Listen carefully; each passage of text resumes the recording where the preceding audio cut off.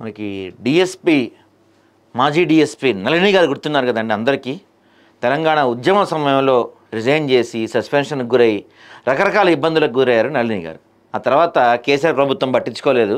మొన్న మధ్య రేవంత్ రెడ్డి గారిని కలిసినప్పుడు రేవంత్ రెడ్డి గారు ఖచ్చితంగా న్యాయం చేస్తాను మీకు, అంటే ఉద్యోగం కూడా తిరిగి ఇప్పిస్తా కావాలంటే అన్నారు. కానీ అవసరం లేదు, న్యాయం చేయండి చెప్పి కోరుకున్నారు. చివరికి ఇక్కడి నుంచి కూడా ఎటువంటి న్యాయం జరగలేదు, కేవలం మాటలకు వరకు మాత్రమే పరిమితం అయ్యింది. ఈరోజు నళిని గారు ఒక లేఖ రిలీజ్ చేశారు. నేను చస్తే సస్పెండ్ ఆఫీసర్ అని రాయకండి, సంచలన పోస్ట్ చేసిన మాజీ డిఎస్పి నళిని. తెలంగాణ ఉద్యమంలో ఆమెది కీలక పాత్ర. స్వరాష్ట్రం కోసం ఉద్యోగాన్ని సైతం వదులుకున్న డిఎస్పి నళిని. చావు బతుకుల మధ్య కొట్టుమిట్టాడుతున్న నళిని. తెలుగు రాష్ట్ర ప్రజలకు ఆమె మరణ వాంగ్మూలం. నిజంగా చాలా ఎంతో రాష్ట్రం కోసం ఎంతో కొట్లాడారండి. ఆమె మరణ ఇలాంటి లెటర్ రాయటం నిజంగా అంతే. సరే, ఒకసారి నళిని గారు ఫేస్బుక్లో పోస్ట్ చేసిన ఒక లెటర్, అది మనం చదువుదాం ఒకసారి. చాలా బాధాకరం. చావు బతుకుల మధ్య డిఎస్పి నళిని తెలంగాణ ఉద్యమ సమయంలో రాజీనామా చేసిన ఒక పోలీస్ అధికారి. ఆమె తన ఆరోగ్యంపై గురించి ఎఫ్బీలో ఒక పోస్ట్ చేశారండి. తెలుగు రాష్ట్ర ప్రజలకు డిఎస్పి నళిని బహిరంగ లేఖ. దీన్ని వీలునామా అనుకోవచ్చు, లేకపోతే మరణ వాంగ్మూలం అనుకోవచ్చు అని కూడా ఆమె రాశారు. ఒక అధికారినిగా, ఉద్యమకారినిగా, రాజకీయవేత్తగా, ఆయుర్వేద ఆరోగ్య సేవికగా, ఆధ్యాత్మికవేత్తగా సాగిన నా జీవితం ముగియబోతుంది. నా ఆరోగ్య పరిస్థితి నెల రోజులుగా సీరియస్గా ఉంది. ప్రస్తుతం క్రిటికల్ పొజిషన్లో ఉన్నాను. 3 రోజుల నుంచి నిద్ర లేదు. రాత్రంతా మహామృత్యుంజయ మంత్రాన్ని జపిస్తూ గడుపుతున్నాను. 8 ఏళ్ల క్రితం సోకిన రెమటాయిడ్ ఆర్థరైటిస్ అనే విలక్షణ కీళ్ల జబ్బు. దాంట్లో బ్లడ్ క్యాన్సర్, ఇంకా బోన్ క్యాన్సర్ కూడా ఉందంట. అయ్యో పాపం. గత 2 నెలలుగా టైఫాయిడ్, డెంగ్యూ, చికెన్ గున్యా వైరస్లలో తీవ్ర స్థాయికి చేరింది. కణం కణం పేలిపోతున్నట్లు, ఏ కీలుకు ఆ కీలు విరిచేసినట్లు నొప్పి తట్టుకోలేకపోతున్నాను. 2018లో ఈ జబ్బు ప్రారంభమైనప్పుడు ఇలాంటి స్థితి ఏర్పడ్డప్పుడు మొండి పట్టుదలతో ఏదో సాధించాలనే తపనతో హరిద్వార్ వెళ్ళి రామ్దేవ్ బాబా పంచకర్మ సెంటర్లో నెల తరబడి ఉంటూ నన్ను నేను బాగు చేసుకున్నాను.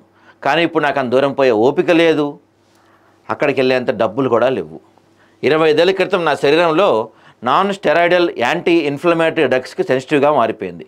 నేను ఫార్మసిస్ట్ని కూడా, కాబట్టి అలోపతి మందులకు ఎన్ని సైడ్ ఎఫెక్ట్స్ ఉంటాయో నాకు బాగా తెలుసు. కనుక 30 లోపు ఉండాల్సిన ఆర్ఏ ఫ్యాక్టర్ అత్యధికంగా 900కు చేరిన స్టెరాయిడ్స్ వాడకుండా ఆయుర్వేదమే వాడుతూ యోగా, ధ్యానం, వేదాధ్యయనం, యజ్ఞముల ద్వారా మామూలు మనిషిగా అందరి ముందు కనిపించాను. గత కొన్నేళ్లుగా మళ్ళీ నాలో స్ట్రెస్ లెవెల్స్ పెరుగుతూ వచ్చాయి. దాని ప్రభావమే రకరకాల ఆరోగ్య రుగ్మతలు చుట్టుముట్టాయి. ఇంగ్లీష్ మందులను వాడక తప్పని పరిస్థితి. వాటి సైడ్ ఎఫెక్ట్స్ నా పరిస్థితి ఈ ప్రమాద స్థాయికి వచ్చింది. నా గతమంతా వ్యధభరితం. తెలంగాణ ఉద్యమ పోరాటం వల్ల నా నిలువెల్లా గాయాలయ్యాయి. రాజీనామా ద్వారా నేటి ప్రభుత్వం పనిన పద్మవ్యూహంలోంచి బయటపడితే డిపార్ట్మెంట్లో నా వెన్నులో సస్పెన్షన్ అనే బల్యాన్ని కసితీరా దింపింది. సాయం చేసేవాడు కనిపించక నొప్పిని భరిస్తూనే 12 ఏళ్ల అజ్ఞాతవాసాన్ని అనుభవించాను. మహర్షి దయానందుని దయ వల్ల ఒక చక్కని ఆధ్యాత్మిక మార్గాన్ని కనుగొని అందులో విశేషమైన కృషి చేస్తూ యజ్ఞ బ్రహ్మగా, వేదయజ్ఞ పరిరక్ష సమితి సంస్థాపకులుగా ఎదిగి హిందీ అభిమానులు కూడా సంపాదించుకొని నా దారిని రహదారిగా, పూలబాటగా మలుచుకున్నాను. నళిని మళ్ళీ వికసించింది. ఇలాంటి తరుణంలో నేటి సీఎం అధికారంలో రాగానే నా ఫైల్ ఎందుకో తెరిచారు.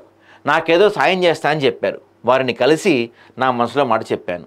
సస్పెన్షన్పై విచారణ చేయించి ఇన్నేళ్లు ఇవ్వకుండా ఎగ్గొట్టిన సబ్స్టెన్స్ అలవెన్స్ లెక్క కట్టి సుమారు 2 కోట్లు ఇవ్వండి అని అడుగుతూ 16 పేజీల స్వీయలిఖిత రిపోర్ట్ ఇచ్చాను.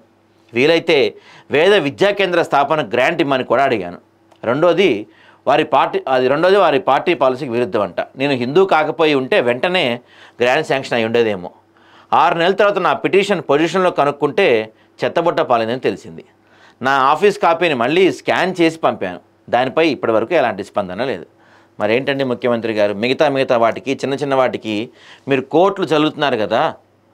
తెలంగాణ ఉద్యమం కోసం రిజైన్ చేసిన ఒక డిఎస్పీకి ఇదేనా మీరు ఇచ్చే గౌరవం? మీడియా మిత్రులకు విజ్ఞప్తి, నేను చస్తే ఎవరు సస్పెండెడ్ ఆఫీసర్ అని రాయకండి. రిజైన్డ్ ఆఫీసర్, కవయిత్రి, యజ్ఞ బ్రహ్మాన్ని నన్ను సంబోధించండి. నా శరీరానికి జరగాల్సిన అంతిమ సంస్కారం వైదికంగా జరగాలి. బ్రతికొండగా నన్ను తెలంగాణ పోరాట విషయంలో ఏ నాయకుడు సన్మానించలేదు. నేను చనిపోయాక అంటే పోస్ట్ మాస్టర్ అవార్డులు, రివార్డులు ఇవ్వడానికి బయలుదేరే రాష్ట్ర నాయకులకు వినతి.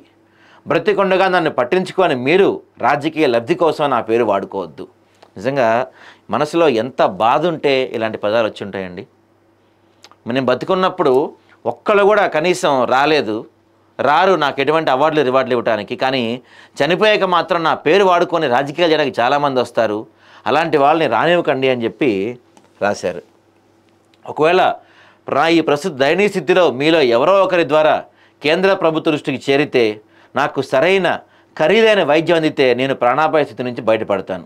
లేదంటే ఇంకా 3-4 పుస్తకాలు రచించాలని, 100 మంది విఐపి యజ్ఞాలు పూర్తి చేయాలని, ఆధ్యాత్మిక కేంద్రం స్థాపించి విద్యార్థుల శిబిరాలు నిర్వహించి సనాతన ధర్మాన్ని బోధించి వారిని ధర్మ పరిరక్షకులుగా తీర్చిదిద్దాలని, మోక్షాధన తీవ్రతరం చేయాలని, ఇలాంటి నా కోరికలు ఈ జనంలో తీరలేవు.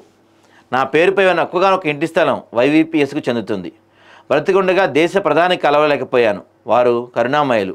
నా మరణాంతరం వారు నా లక్ష్య సాధన కోసం ఏమైనా ఇవ్వాలి అని చెప్పి ఒక లేఖ రాశారు. నిజంగా ఎంత బాధతో ఈ లేఖ రాసి ఉంటారు చెప్పండి.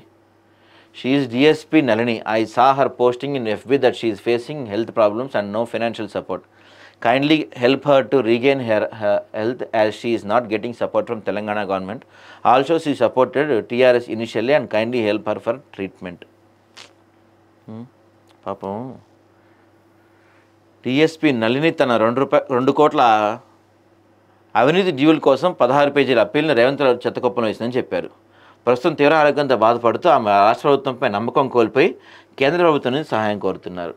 ఆమె విజ్ఞప్తి డ్యూస్లు ఇవ్వండి అని చెప్తున్నారంట.